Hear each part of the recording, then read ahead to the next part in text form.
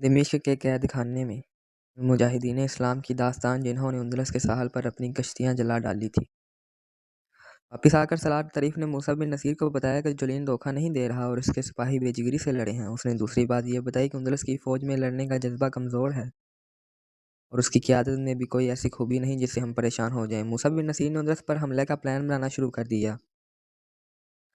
Julian ایک نو مسلم مغیثر رومی کو ساتھ لیے موسیٰ کے پاس آیا۔ مغیثر رومی گوت تھا۔ جولین مسلمان فوج کے ساتھ اندلس جانے کے ارادے سے آیا تھا۔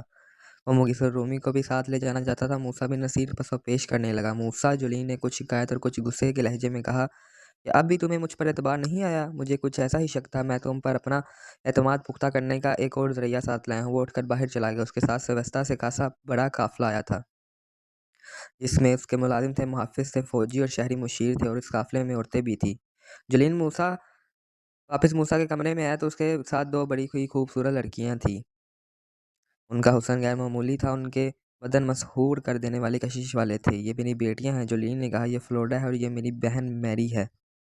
میں ان دونوں کو یرغمال کے طور پر تمہارے حوالے کرتا ہوں۔ یہ میری عزت اور آبرو ہیں۔ فلوڈا میری وہ بیٹی ہے جس کے لیے میں نے اپنے ایک طاقتور اور پرانے دوست کو دشمن اور ایک پرانے دشمن کو دوست بنا لیا ہے۔ تم نے دیکھ لیا ہے کہ میں نے اپنی غیرت سے دیوانہ ہو کر اتنا بڑا خطرہ مول لیا ہے کہ اتنے طاقتور بادشاہ کے ملک پر حملہ کیا اور پھر تمہاری فوج کے ساتھ اپنی فوج کے جزیرے پر قبضہ کرنے کے لیے بھیج دی۔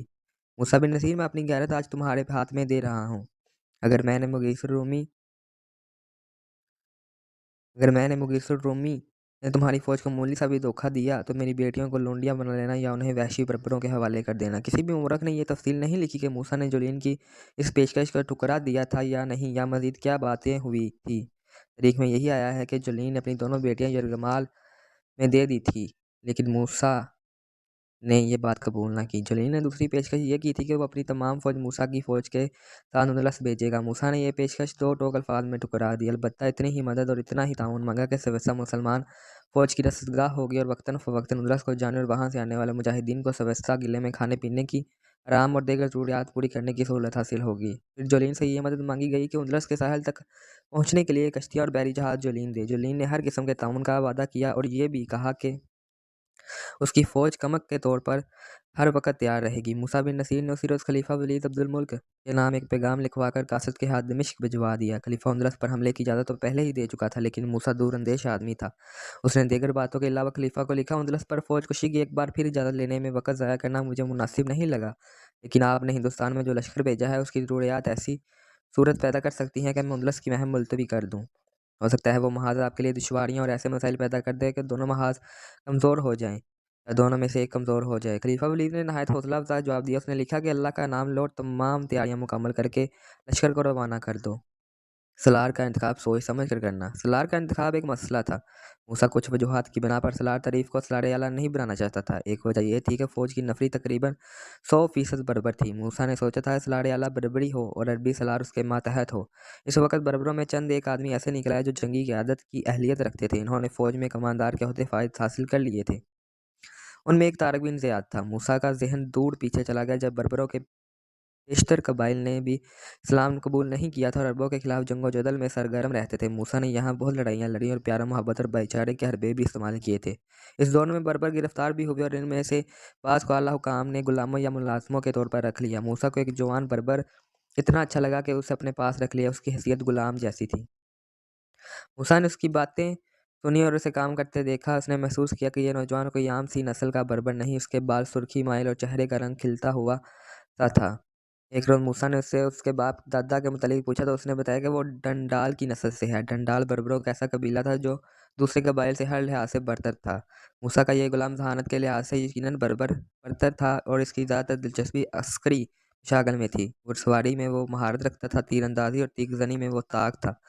بربروں کے باقی قبائل کی سرکوبی کے لیے جب موسیٰ فوج لے کر جایا کرتا تھا تو یہ غلام اس کے ساتھ ہوتا تھا۔ سویستا کے محاصرے میں بھی وہ موسیٰ کے ساتھ گیا تھا۔ موسیٰ نے دیکھا کہ یہ غلام صرف خدمت گار نہیں، یہ تو کبھی کبھی موسیٰ کو جنگی چالوں کے مشورے سے دیا کرتا تھا۔ اس نے عربی زبان مادری زبان کی طرح بولنی شروع کر دی تھی۔ موسیٰ نے اسے آزاد فوج میں ایک عہدہ دے دیا اور دیکھا کہ اس میں قیادت کے بلکہ جارحانہ قیادت کے اوصاف پائے جاتے ہیں۔ موسیٰ نے میدان میں آزمایا اور ایک دستے کا کماندار بنا دیا۔ پھر تھوڑے ہی عرصے بعد وہ نائب سالاری کے عہدے تک جا پہنچا۔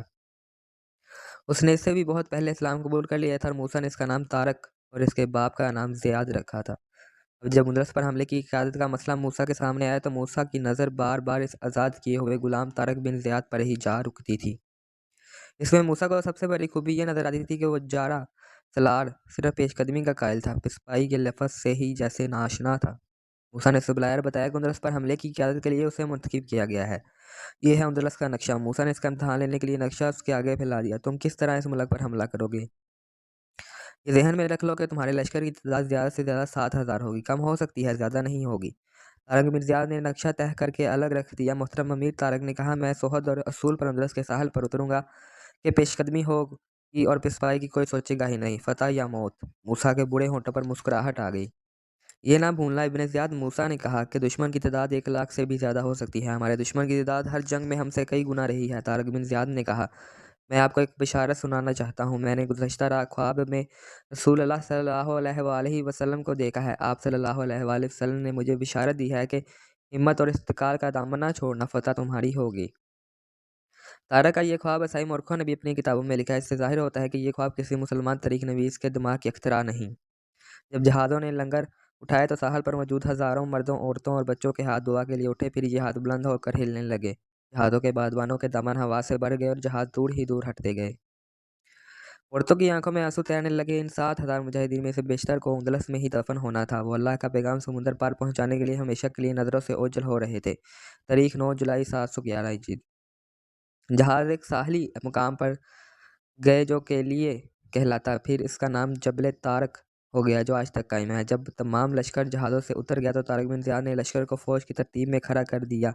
جہازوں کے ملاحوں کو اس نے الگ کھڑا کیا۔ طارق خود گھوڑے پر سوار ذرا بلند جگہ پر کھڑا تھا۔ چاروں جہازوں کو آگ لگا دو، طارق نے ملاحوں کو حکم دیا۔ ملاح حیران و پریشان اس کا منہ دیکھنے لگے۔ جہازوں سے لشکر اتر آیا ہے، طارق نے کہا، سامان بھی اتار لیا گیا ہے، جہازوں کو جلا دو۔ ایسا حکم وہی سلار دے سکتا تھا جس کا دماغی توازن خراب ہو چکا ہو۔ بربرو، طارق نے اپنے بربر لشکر سے کہا، جہازوں کو آگ لگا دو، ہم زندہ واپس جانے کے لیے نہیں آئے۔ بربروں نے چاروں جہازوں کو آگ لگا دی۔ شعلے جہازوں کی بادبانوں، مستونوں اور لکڑی کے ڈھانچوں کو چاٹ رہے تھے، پٹاخے سے چل رہے تھے۔ دھواں اندلس کی آسمان کی طرف اٹھ رہا تھا۔ طارق کی گرجدار آواز سنائی دی۔ لشکر اس کی طرف متوجہ ہوا۔ طارق لشکر سے مخاطب ہوا، اس کی آواز میں بجلی کی گرج اور کرک تھی۔ وہ بربر تھا، پورا لشکر بربر تھا، لیکن طارق بن زیاد نے لشکر سے بربر زبان کی بجائے عربی میں خطاب کیا، اور اس کا یہ خطاب آج تک تاریخ کے دامن میں محفوظ ہے اور تا قیامت محفوظ رہے گا۔ اے جوان مردو، اب پسپائی اور فرار کا کوئی ذریعہ نہیں رہا۔ تمہارے سامنے دشمن اور پیچھے سمندر ہے، نہ ادھر بھاگ سکتے ہو نہ ادھر۔ اب اس کے سوا کوئی چارہ نہیں کہ صبر، ہمت اور استقلال سے کام لو۔ یاد رکھو کہ اس ملک میں تمہاری مثال کنجوس کے دسترخواں پر یتیم جیسی ہے۔ تمہاری ذرا سی بزدلی تمہارا نام و نشان مٹا دے گی۔ تمہارے دشمن کے پاس لشکر بہت زیادہ اور ہتھیار بھی زیادہ ہیں۔ دشمن کے پاس رسد کے حصول کے بہت سے ذریعے ہیں، تمہارے پاس ایسا کوئی ذریعہ نہیں۔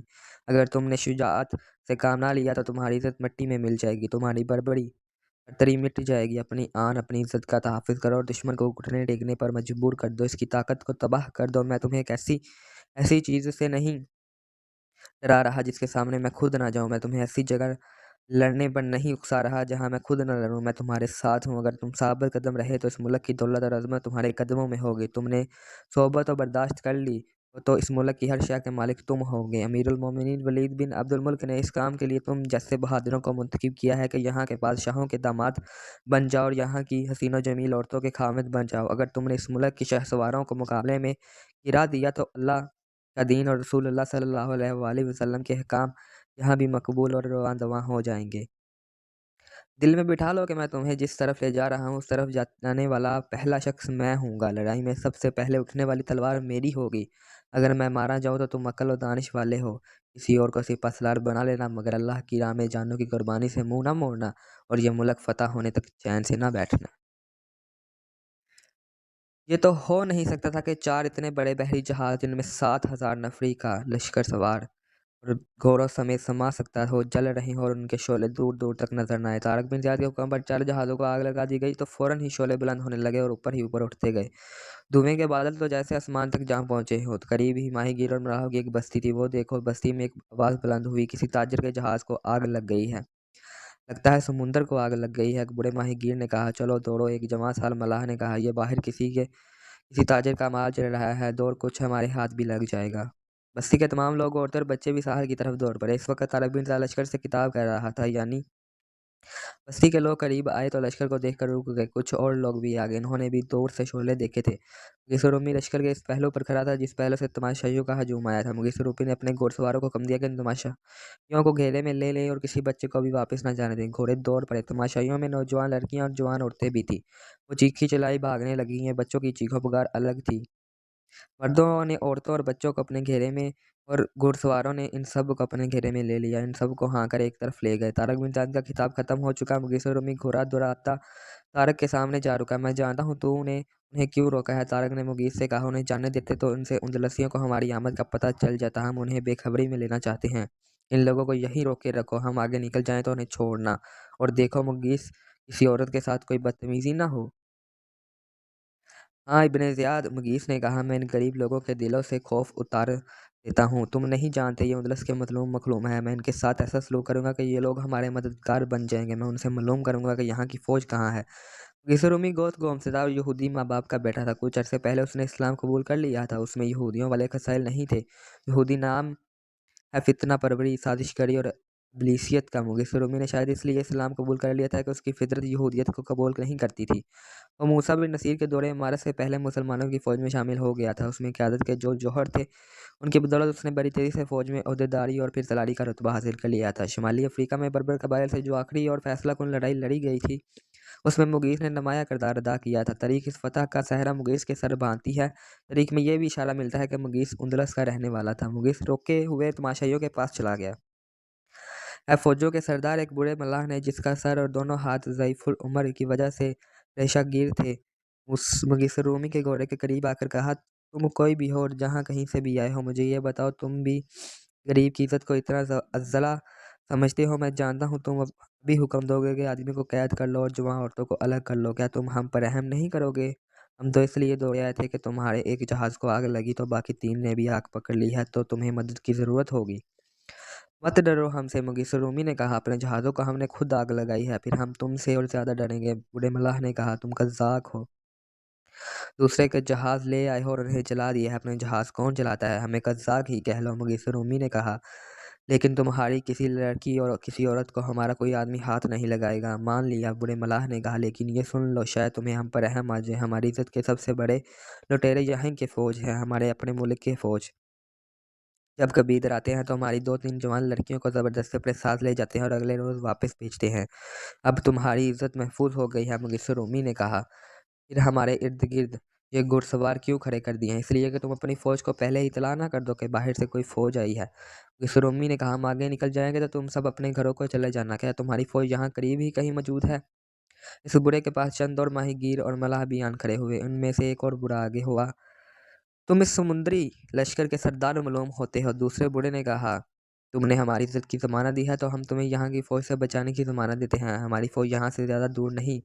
اس بوڑھے نے مغیث رومی کو بتایا کہ اس علاقے میں کئی جگہوں پر فوجی چوکیاں ہیں۔ قریب ترین چوکی کی کم و بیش 6 میل دور تھی، جو اس فوج کے جرنیل کا ہیڈ کوارٹر تھا۔ ان تمام چوکیوں میں جو فوج تھی اس کی تعداد 8 اور 10 ہزار کے درمیان تھی۔ جرنیل کا نام تھیوڈو میر تھا، جسے تاریخ میں ایک تجربہ کار اور جارح جرنیل تسلیم کیا گیا ہے۔